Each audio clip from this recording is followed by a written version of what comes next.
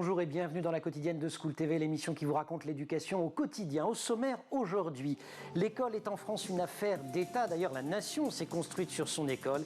C'est ce que montre un passionnant documentaire diffusé sur France 2. La version livre vient de sortir chez Nathan. Invité du Grand Oral, une de ses autrices, également réalisatrice du documentaire, Françoise Davis. L'anti-sèche des Maguessel ou comment l'actualité résonne dans les programmes scolaires. L'actu, c'est une super expo à la Cité des Sciences. Elle s'intitule Fragile et mal à visiter. Pour vous, à l'heure de la récré, toujours avec Emma, cette fois voyage vers la nuit et cet univers magique que l'on redécouvre chaque jour, chaque nuit, le monde des rêves. Enfin, notre rendez-vous avec notre diététicienne et nutritionniste Sandra Ferreira pour son plateau repas.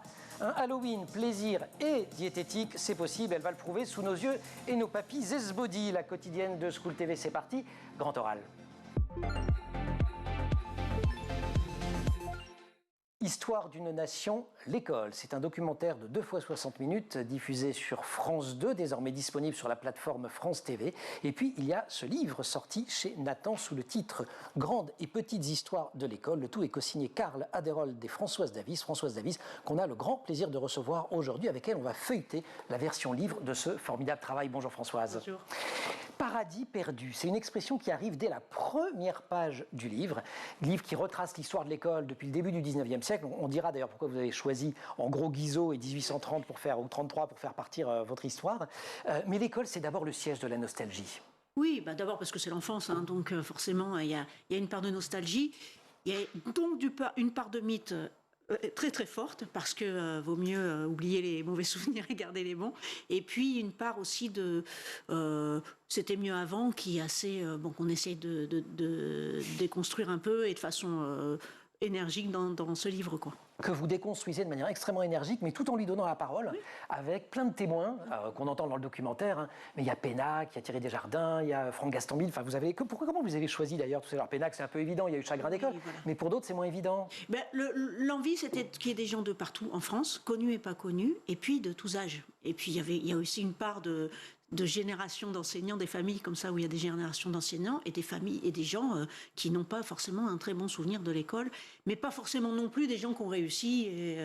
Et voilà, il y avait Cavana disait une chose très juste. Il disait, c'est marrant, quand je fais les plateaux, les gens ils racontent toujours comment ils ont été mauvais élèves, etc. Alors que moi, j'adore dire que j'ai été bon élève.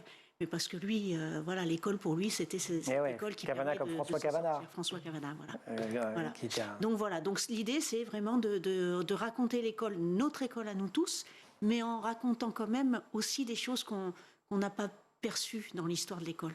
Dans les mythes, il y a l'école de Jules Ferry, mais alors ce qui est très intéressant dans le bouquin, c'est que c'est un mythe que vous déconstruisez pour le reconstruire. C'est-à-dire, oui, elle a été formidable cette école-là, mais pas pour les raisons qu'on donne habituellement. Voilà, c'est ça. C'est-à-dire qu'on donne le sentiment... On mélange un peu, d'ailleurs, l'école des années 50 et l'école de Jules Ferry, en tout cas celle qui s'est créée, laïque, obligatoire, à la fin du 19e siècle. Et cette école-là, à la fin, on l'a déconstruit parce qu'on dit que non, c'était pas une école qui faisait réussir tout le monde, où tout le monde avait une très bonne orthographe et tout ça, c'est loin de là.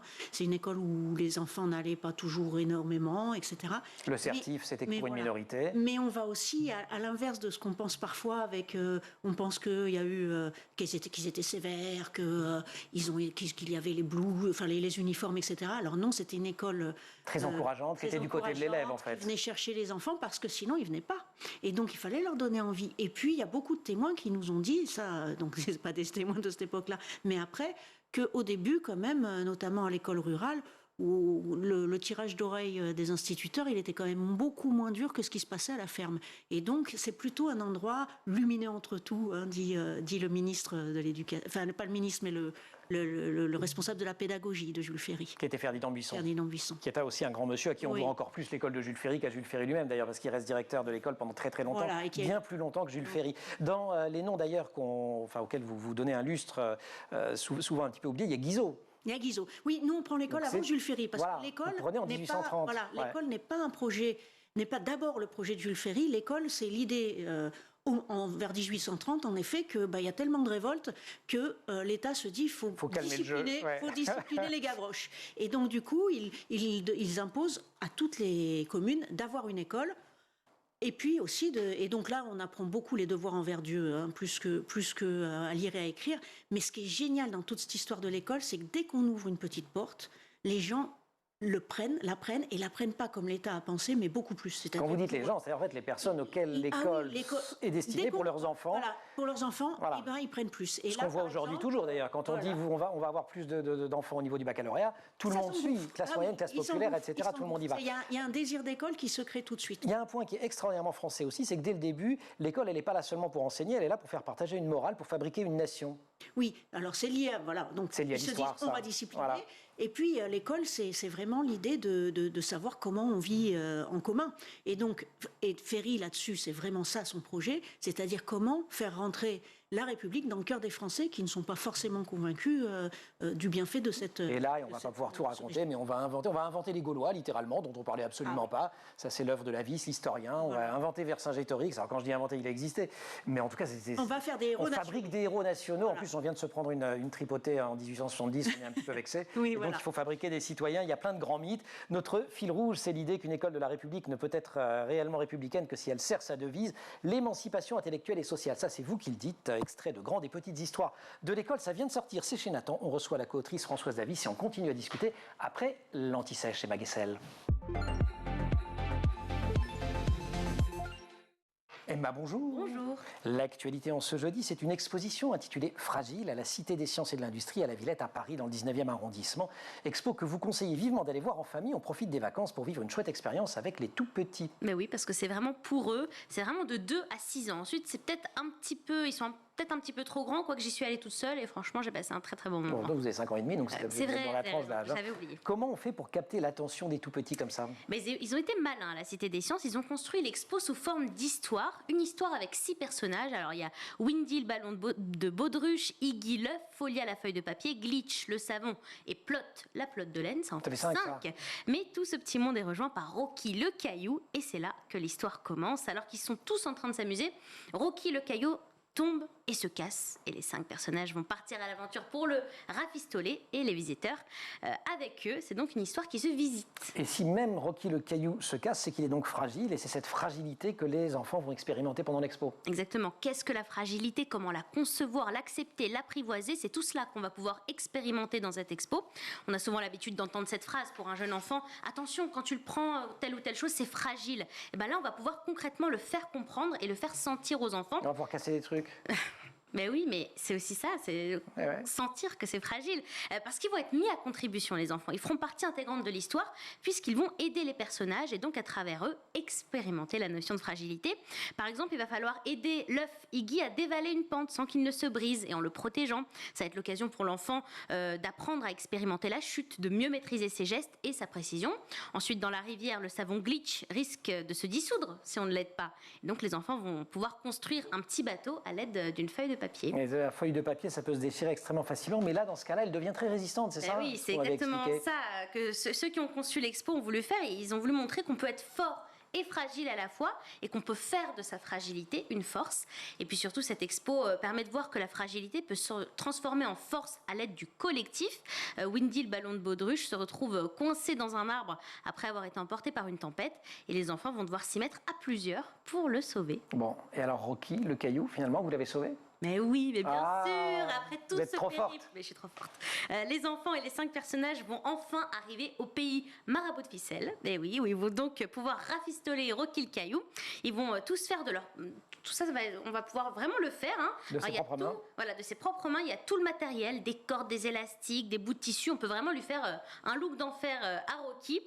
Et là, on va faire explorer aux enfants la notion de réparation. Parce que réparer, c'est aussi transformer, inventer à nouveau, faire revivre ce qui a été cassé et éviter de jeter. On retrouvera donc Rocky en pleine forme qui expliquera aux enfants comment tout ce périple l'a transformé aussi bien physiquement que mentalement. Et alors, juste à côté du pays Marabout de Ficelle, ne loupez pas quand même la câlinerie. Oh. C'était ma pièce préférée, évidemment. Plein de peluches auxquelles on peut faire des câlins. Parce qu'être fragile, c'est aussi parfois avoir besoin d'affection. Et dans le sens contraire, prendre soin des autres. Prendre soin de soi et des autres. Merci beaucoup, Emma. J'ai dit que c'était à la Cité des Sciences et de l'Industrie, Paris, 19e. Jusqu'au 8 janvier. Jusqu'au 8 janvier. On file à Fragile et on se retrouve, Emma, pour une récré. Oui. Fragile également, les rêves. Vous allez voir. Françoise Davis, pour l'instant, grand oral. Oui, j'ai fait des rimes en H. Décrochage, voie de garage, chômage. Non, c'est pas drôle du tout. Je la refais. Décrochage, voie de garage, chômage. L'école est depuis des années accusée de ne pas être assez efficace dans sa lutte contre l'échec scolaire. Mais il faut dire que pendant longtemps, on ne le lui a pas demandé. Pas plus d'ailleurs qu'on lui demandait à contribuer à réduire les inégalités. On va donc continuer à déconstruire les mythes avec la réalisatrice et scénariste Françoise Davis, co-autrice de Grandes et Petites Histoires de l'école qui vient de sortir chez Nathan. Françoise, dans les mythes, on en a déjà parlé un certain nombre, il y a l'idée que tout le monde réussissait avant. Ça, on lui a fait un sort pendant la première partie de l'émission. Mais surtout, jusqu'en 1959, il y a 2 systèmes scolaires. Donc en fait, la question de l'égalité, elle se pose même pas. Il y a d'un côté ce qu'on appelle le petit lycée, et puis il y a l'école primaire qui s'arrête au certif de l'autre. Voilà, et c'est étanche. Voilà, l'école communale, c'est vraiment l'école du peuple. On y passe quand même 8 ans, de 6 à 14 ans. Donc oui, d'accord, on est bon en orthographe, mais on ne fait pas d'histoire du monde, de géographie, de langue, de sciences, etc. C'est morale... morale, français, maths. Morale, français. Calcul. Et maths, oui. Même pas maths. Voilà, donc cette école-là, cette école communale, elle a à la fois la grande qualité de faire une culture commune à tout le monde, et les générations le ressentent, ils ont appris la même chose à l'école, mais en même temps, il y a un précaré qui est le petit lycée, qui peut être public et payant, et dans lequel on n'entre pas comme ça parce qu'il y a une minorité qui peut y aller. Et où il y a des profs et pas des instituts, et là où on apprend d'autres matières. Voilà. Et on dit petit lycée, mais ça commence dès les classes à l'âge de 5 ans, 6 ans. À 6 ans. Oui, voilà. C'est pour ça qu'il y a la 11e, qu'on rentre maintenant en 6e, parce que à l'école communale, on va en cours préparatoire, en CE1, etc. Mais au petit lycée, on rentre en 11e, et comme ça, on est sûr d'aller jusqu'à la terminale. Et on parle de 2% ou 5%, je n'ai plus vous oui, le chiffre. Ça en tout cas, un pourcentage très modeste des élèves. Ouais. Et typiquement, Jules Ferry, à qui on prête de grandes intentions en matière d'égalité, il n'a même pas envisagé, imaginé de renoncer à ce système. Personne n'imagine. Personne n'imagine. Dans l'imaginaire, c'est pas possible. Il se dit, à partir de Jules Ferry, mais aussi dans les années 30, 40, 50, 60, que quelqu'un qui va au lycée alors qu'il n'est pas du bon milieu, il va être malheureux toute sa vie parce qu'il aura une connaissance et on lui donnera pas sa place. C'est-à-dire qu'il y a vraiment un imaginaire qui fait qu'on ne pense pas mettre sur le même banc tout le monde, sauf qu'à un moment... Des gens du même milieu, sauf qu'à un moment, on va avoir besoin. Voilà, et puis à un moment, il y a le grand moment, 2 grands moments après les guerres, où on se dit quand même c'est pas juste et l'égalité c'est pas ça, et donc il y a des grands projets, c'est freiné, on y reviendra peut-être, et puis c'est aussi... On peut y aller tout de suite, donc là, après la Première Guerre mondiale, c'est le plus jamais ça, et vous entendez souvent parler d'elle et d'eux dans cette émission et sur School TV, c'est l'effloraison de toutes ces pédagogies, donc il n'y a pas que Freinet d'ailleurs, parce que Montessori c'est à la même époque, Makarenko chez les Russes, etc. Et ils se mettent tous ensemble, et c'est assez magnifique, et puis ça émerge petit à petit, dans les années 30, ça donne... Le ministre plus jeune de l'Éducation, Jean Zay, qui a un projet fabuleux de remplacer les lycées pour que tout le monde aille dans la même école et s'oriente, avec le mot orientation qui s'oppose à sélection, c'est assez beau, quoi. Et puis, il y a après la guerre de 45, après cet enfer... Le plan Langevin-Vallon. Le plan Langevin-Vallon. Sauf que l'un des deux est communiste, donc on ne va jamais appliquer le plan, mais c'est un plan d'une extraordinaire modernité. Ah oui, on peut le relire encore aujourd'hui. Même le résumé, c'est magnifique. C'est l'école pour tous, c'est l'école de l'ascension sociale, c'est l'école attentive à tous les élèves. Voilà, attentive à tous les élèves, qui payent les enfants à partir de 15 ans parce qu'on considère que c'est des futurs citoyens et qui sont en train de se former pour la nation. Enfin bref, un projet qui est magnifique, qui veut dire que ça peut exister en plus. C'est ça qui est fabuleux. Si vous n'en prenez pas ombrage sur la période 1918-1939, je me permets de recommander un autre documentaire que le vôtre, qui est Révolution École de Joanna Gruzinska, que je cite de mémoire, qui est assez fascinant sur ce mouvement de l'éducation nouvelle. Mais le vôtre est vraiment génial. Oui, on n'a pas le temps de raconter. L'ascenseur social, donc idée qui finalement émerge à partir de la deuxième moitié du XXe siècle. Voilà, c'est ça. Il y a une concordance, un désir des parents incroyable. Il y a eu le baby-boom, donc un désir que leur enfant ait un meilleur destin que le leur, qui fait qu'ils poussent les portes pour obtenir le CAP, pour obtenir les cours complémentaires. Enfin bref, il y a une surpopulation alors que l'école n'est que obligatoire jusqu'à 14 ans, il y a un quart des Français qui vont jusqu'à 16 ans. Ça pousse. Et puis De Gaulle arrive, et De Gaulle, il dit il faut quand même moderniser. Et donc, lui, il le fait avec son plan, c'est la planification. Les plans du gouvernement de Gaulle, c'est il faut qu'un tiers des gens sortent de l'école sans diplôme, parce qu'on a besoin de manœuvres. Il faut qu'un tiers sorte en étant en gros ouvrier qualifié, et puis il faut qu'un tiers soit technicien, cadre et ingénieur. Il fait ça dans le plan, il l'applique, ça donne un collège par jour, qui n'est pas tout à fait vrai, mais enfin une explosion scolaire. On affirme qu'on construisait un collège par jour dans les années 60. C'est vrai qu'on en a construit des centaines et des centaines. Voilà. Et en 15 ans, tout le monde va en 6e, c'est quand même... une élévation du niveau scolaire incroyable. Mais arrive Abi qui fait le collège unique, dit unique, en fait, juste dans la foulée de tout ça, en fait. Voilà, mais sans se poser la question, puisque de toute façon on a besoin d'un tiers de gens qui n'ont pas de diplôme, sans se poser la question, comment on les accueille pour que tout le monde apprenne. C'est-à-dire qu'on calque un enseignement qui est un enseignement classique sur des gens qui n'ont pas du tout... il faudrait de la pédagogie, il faudrait les freiner, mais ils ne sont plus là. Alors, il y en a encore quelques-uns, on en parle de temps en temps ici. Mais il y a une vraie bagarre contre la pédagogie à ce moment-là. Et ce débat-là, il n'a quand même jamais été résolu, jamais été tranché, y compris dans l'opinion. Il faut aussi signaler que toute l'opinion n'est pas forcément d'accord avec le tiers dont parlait De Gaulle. Il y a des tas de gens qui pensent que finalement, ce n'est pas une mauvaise idée, y compris chez les premiers concernés, d'ailleurs. Mais oui, parce que de toute façon, c'est un vrai choix que nous devons tous faire ensemble, pas chacun pour soi, parce que c'est un choix politique. Mais c'est un choix politique qui est-ce qu'on essaye d'élever le niveau de tout le monde ou est-ce qu'on se met en concurrence? L'école, elle se pose. C'est les enfants qui vivent la première question posée à la société quand ils rentrent à l'école. Est-ce que je suis trié ou est-ce que je suis considéré? Il y a des permanences absolument remarquables dans l'organisation de l'école, c'est ce qu'on voit dans le livre. Il y a aussi parfois de grands changements. On va en parler juste après la récré, si vous voulez bien, Françoise Davies, parce que ça vous fait marrer. Ben oui, on prend des récrés. À la quotidienne, on est comme ça. La récré, Emma. Et alors, c'est une récré extraordinaire, c'est une récré où on va partir dans nos rêves. Mais bien sûr. Bonjour, rebonjour. À quoi ça sert les rêves? Bonjour Emmanuel. C'est la question que pose le journal des enfants. Alors ça a bien évolué, mais figurez-vous que dans l'Antiquité, les rêves étaient considérés comme des messages, très souvent envoyés par les dieux, bien sûr, pour donner des instructions aux humains, un peu comme les oracles et les présages. Le rêve, c'est aussi une forme de divination. Mais attention, il fallait voir un spécialiste pour pouvoir les décrypter. Le Freud n'était pas encore né. Exactement. Donc en attendant, le médecin grec Hippocrate en a même tiré un guide de médecine, le traité d'hygiène d'Hippocrate, ou l'art de prévenir les maladies du corps humain par le sommeil. Et oui, par exemple, selon lui, voir en rêve une mère agitée, c'était le pronostic qu'on allait avoir mal au ventre. Waouh, extraordinaire. Les Grecs, les Égyptiens aussi, non? Les hommes interprétaient les rêves du temps de l'Égypte ancienne. Mais oui, on a retrouvé un manuel des songes de 1275 avant Jésus-Christ sur lequel on peut lire « Si un homme rêve que son lit prend feu, c'est qu'il va chasser sa femme. » Et oui, si un homme se voit en train d'abattre un bœuf de sa main, rêve somme toute tout à fait ça classique, oui, j'ai encore fait cette nuit. Évidemment. Et bien ça veut dire qu'on tuera son adversaire. Le point d'adversaire, voilà. Donc c'est marrant. La science a quand même un tout petit peu progressé depuis, même si les rêves gardent encore beaucoup de leurs secrets. On en sait un petit peu plus sur le fonctionnement, en tout cas de notre cerveau quand on rêve. Mais oui, on s'est rendu compte que le cerveau était très stimulé quand on rêvait. C'est la fameuse phase du sommeil paradoxal dont vous avez déjà parlé. Paradoxal parce que notre corps est immobile et pourtant notre cerveau est en ébullition et fonctionne quasiment comme lorsqu'on est éveillé. Rêver, ça veut aussi dire qu'on peut faire des cauchemars, souvent, parfois. Est-ce que c'est possible de gérer tout ça? C'est pas possible et surtout, c'est pas utile. Parce qu'en fait, faire des cauchemars de temps en temps, ça permet de se décharger d'une émotion, d'évacuer une peur qu'on a eue au cours de sa journée. Mais c'est vrai que sur le moment, c'est pas hyper agréable. Et puis surtout, dernier enseignement de cet article super intéressant, et là, je me suis reconnue. Est-ce que vous savez ce que c'est qu'un rêveur lucide?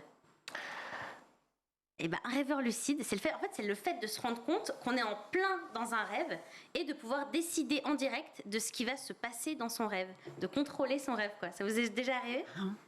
Ça m'est arrivé une ou deux fois. Moi, ça m'arrive tout le temps. Ça s'appelle un rêveur lucide. Ça m'a fait ça sur Euromillions l'autre jour. Malheureusement, c'est le moment où je me suis réveillée, c'était une catastrophe. J'avais oublié. J'avais les bons numéros dans le rêve, mais j'ai oublié de jouer. Voilà. Truc idiot, quoi. Donc, les rêveurs lucides. Le journal des enfants. Formidable journal. Qu'on recommande. Voilà. Super ancien journal et qui tient la route de manière merveilleuse. Emma, merci beaucoup pour cette récré. On retourne, on va rêver maintenant de l'école qui change. Allez, Françoise Davies, grand oral. Il y a là des experts, des historiens, mais aussi des personnalités de tous horizons, comme Daniel Pénac, Ariane Ascaride ou Patrick Gastambide. Tous et toutes sont convoqués pour raconter l'école dans Grandes et Petites Histoires de l'école qui vient de sortir. C'est chez Nathan, Karl Aderold et Françoise Davies. Françoise Davies qui signe aussi ce documentaire que vous pouvez revoir sur la plateforme de France TV qui avait été diffusée sur France 2, 2 fois 60 minutes. C'est ça, 2 fois 60 minutes. Sur Histoire d'une nation, l'école. La guerre, les crises, on a commencé à le dire, ça fait vraiment changer l'école. On a parlé de 14-18, de 39-45, 70, on l'a dit aussi, puisque c'est ce qui va donner naissance à l'école républicaine, qui est une école de guerre quand même, il faut le rappeler. Si on fait de la géographie, c'est parce qu'il faut apprendre à lire une carte d'état-major. Si on fait de la gym... oui, puis il faut se représenter cette nouvelle nation. Voilà. Il y a les petites nations, et puis la grande nation, donc les petits pays. Et donc, il faut qu'ils se représentent cela. Avant ça, en 1870, quand même, ceux qui inventent, parce qu'il faut le dire, l'école laïque, obligatoire, gratuite, et pour les filles et les garçons, c'est la Commune de Paris qui prend le temps d'inventer cela, alors que, bon, ils sont en plein conflit aussi, mais le mot laïcité, c'est eux qui le mettent au devant sur le devant. Et alors, pareil, dans les mythes que vous dénouez, oui, laïcité donnée fondamentale dans ces années-là et qui va aboutir, entre autres, aux lois de séparation de 1905, mais pas du tout la laïcité dont on parle aujourd'hui, enfin, pas du tout. Non, en tout cas, fondamentalement quelque chose d'ouvert. Voilà. C'est-à-dire vraiment le fait que... C'est des lois de liberté, en fait. Liberté de conscience. Liberté de conscience, on crée l'école en même temps que la liberté de la presse. Et c'est pas une liberté de la presse avec des mais, hein. C'est la liberté de la presse totale. On peut insulter, on peut diffamer, tout va bien. C'est le grand moment des caricatures. Il y a quand même la 17e chambre. On peut se retrouver devant quand on fait trop de bêtises. Oui, mais c'est vrai que c'est 1880. Ah oui, à l'époque, il n'y a pas. D'accord. Pas du tout. On fait ce qu'on veut et il y a une expansion de la presse fabuleuse, permise aussi par le fait que tout le monde apprend à lire et à écrire. Donc c'est ce grand moment d'ouverture où il faut que chacun crée des repères. Et l'État, pour créer des repères, c'est vraiment l'école qui apprend la nation, la République, et aussi à voter, puisque c'est la première fois qu'il y a le suffrage universel masculin. À chaque fois qu'on va essayer de faire bouger l'école, à chaque fois qu'on va dire il faut aller vers plus d'égalité, il faut faciliter les choses à celles et ceux qui ont moins accès au savoir, la bourgeoisie, dites-vous, elle se ménage sa filière à elle. Par exemple, on fait la gratuité des lycées, puisque les lycées publics, les petits lycées, étaient payants. Clac, 2 ans après, alors, voilà, examen d'entrée en 6e. Alors on fait la gratuité de la 6e à la 3e, mais pas avant. Et donc, au moment où on fait ça, quelques années après, on se plaint de la surproduction intellectuelle quand même, alors qu'il y a 0,5% des gens qui vont au lycée. Hein. Et contre cette surproduction, on invente l'examen d'entrée en 6e, qui est obligatoire pour ceux qui viennent de la communale et il n'y a pas d'examen pour ceux qui ont fait le petit lycée. Et voilà. Donc pour rentrer... Donc l'argent permet quand même toujours d'avoir ce sauf-conduit...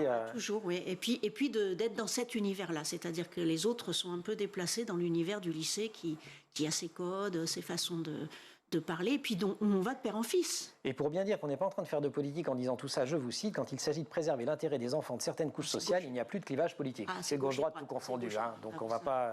Voilà.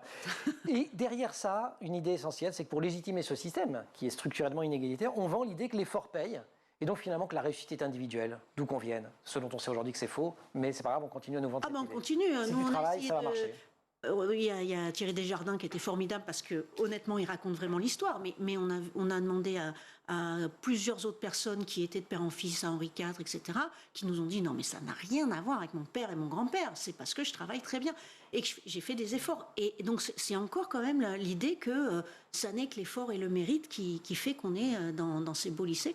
Or non, il y a 10 lycées qui donnent la moitié des étudiants des grandes écoles. Donc quand même, il y a un truc, quoi.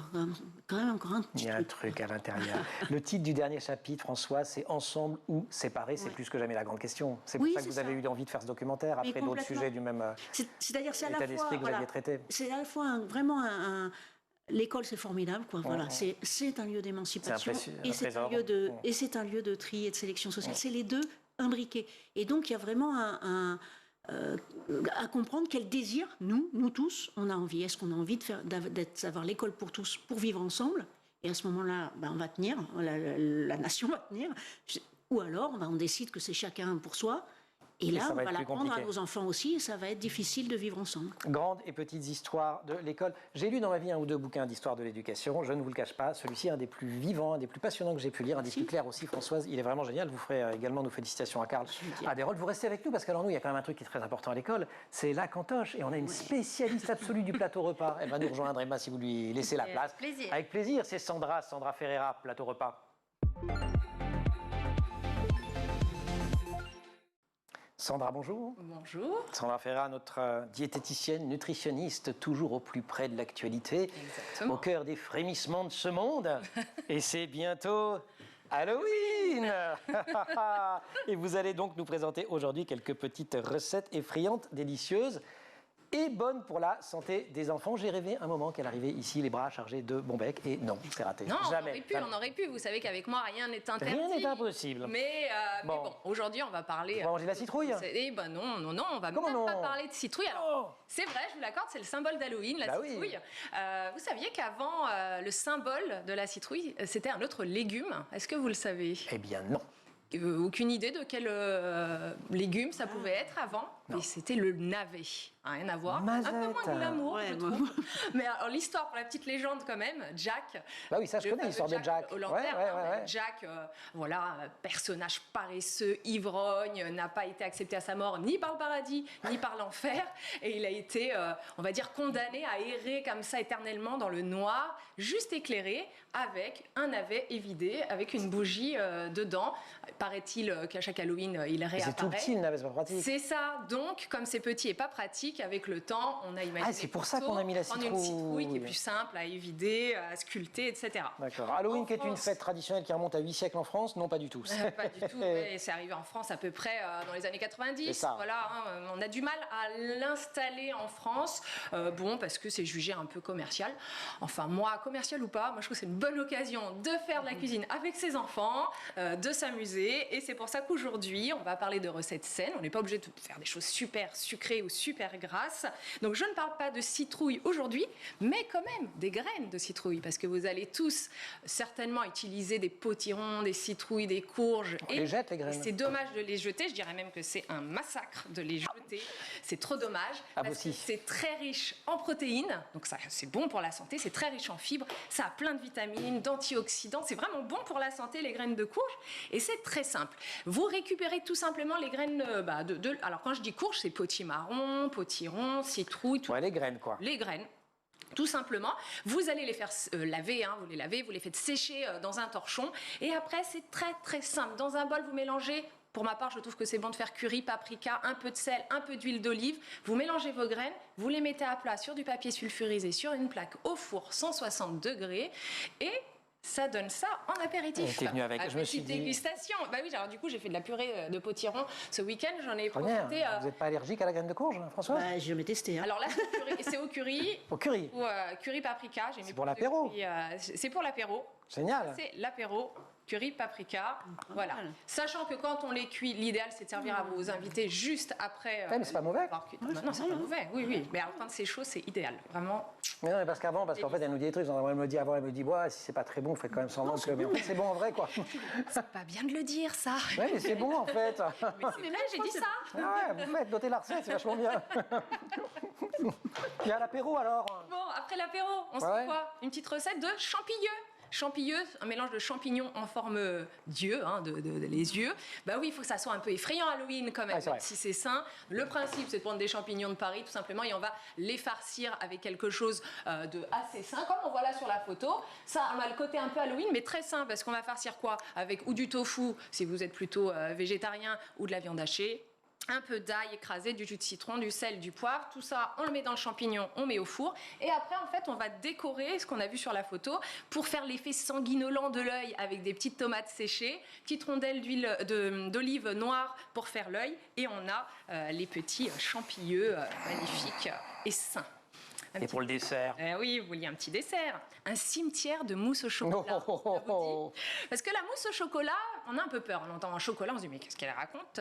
C'est pas diététique. Non, je me dis enfin, elle vient à la raison. Ouais. Mais oui, parce que la raison, c'est que la mousse au chocolat, ça ne se fait qu'avec des œufs et du chocolat normalement. Et oui, pas de sucre, pas de lait, pas de crème. Lait, ça, je suis bien d'accord avec vous. Du surplus. 200 g de chocolat pour 6 œufs. C'est très simple. Vous faites fondre votre chocolat. Ensuite, vous mélangez les 6 jaunes d'œufs. Et puis, vous battez vos blancs en neige et vous mélangez tout ça. Et votre mousse est prête. Là, vous mettez ça dans des petites verrines. On est à Halloween. On va saupoudrer un peu de cacao en poudre pour que ça fasse l'effet la terre. Voilà. On décore un petit peu avec un petit biscuit langue de chat avec écrit RIP, histoire de faire cimetière. Et vous avez votre cimetière de mousse au chocolat, comme on le voit. Génial. Voilà, vous êtes prêts pour un Halloween sain et rigolo avec les enfants en plus. Mais sain, rigolo avec les enfants, sans citrouille, sauf avec les graines. Voilà, on peut faire la citrouille et aussi. Puis on peut se faire un petit peu de navet en plus en racontant que c'était le navet. Oui, racontez ça aux enfants. Sandra, merci beaucoup pour ce plateau repas spécial Halloween. Merci beaucoup à Françoise de nous avoir rendu visite, Grandes et petites histoires de l'école. Je le redis, ça c'est le bouquin, c'est chez Nathan, et le documentaire, 2 épisodes, 60 minutes sur France TV, que j'ai oublié le nom de la plateforme. France.tv. C'est ça. Voilà, France.tv, on y va. Histoire d'une nation, l'école. Histoire d'une nation, l'école, ça, on l'a bien noté. Merci aussi à toute l'équipe de l'émission en maquillage, Laure Audemont, Marine Plantec pour la préparation de l'émission, assistée en régie aujourd'hui par Roxane Sarfati. C'est Héloïse Merlin qui a été responsable du son, Angèle Jean Girard de la réalisation. Vous restez sur School TV. Vous nous retrouvez nous en permanence sur Internet et sur les réseaux sociaux.